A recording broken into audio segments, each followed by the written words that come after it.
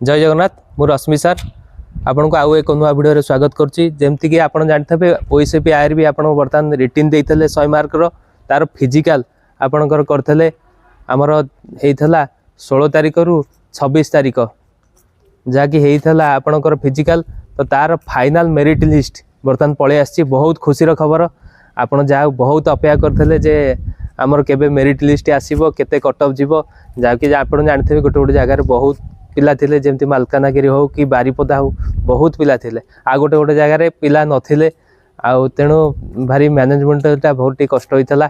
आपन जानतु गोटे जिनस मन रखंतु फिजिकल आ रिटिन दीटा को करंतु ताल जाके आपन जे डिफेंस लाइन के आसुंती निश्चित भाव चाकरी करिवे।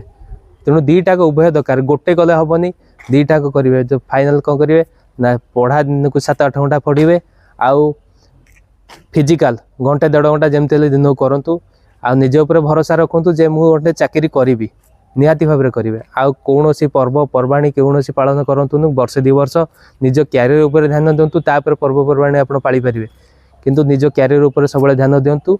आ देखंतु फाइनल मेरिट लिस्ट बर्तन कार हेइची मते निहाती भाव रे कमेंट माध्यम जणैबे।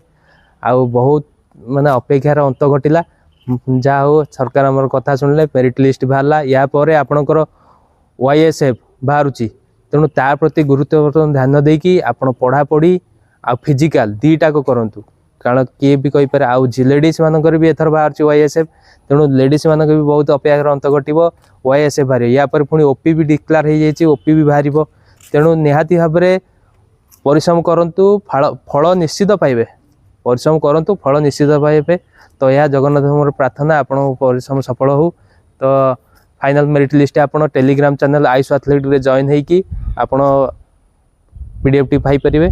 आपन देखिबे मते कमेंट माध्यम रे जणैबे कार हेची कार नै। आ एतिकी रहली जय जगन्नाथ।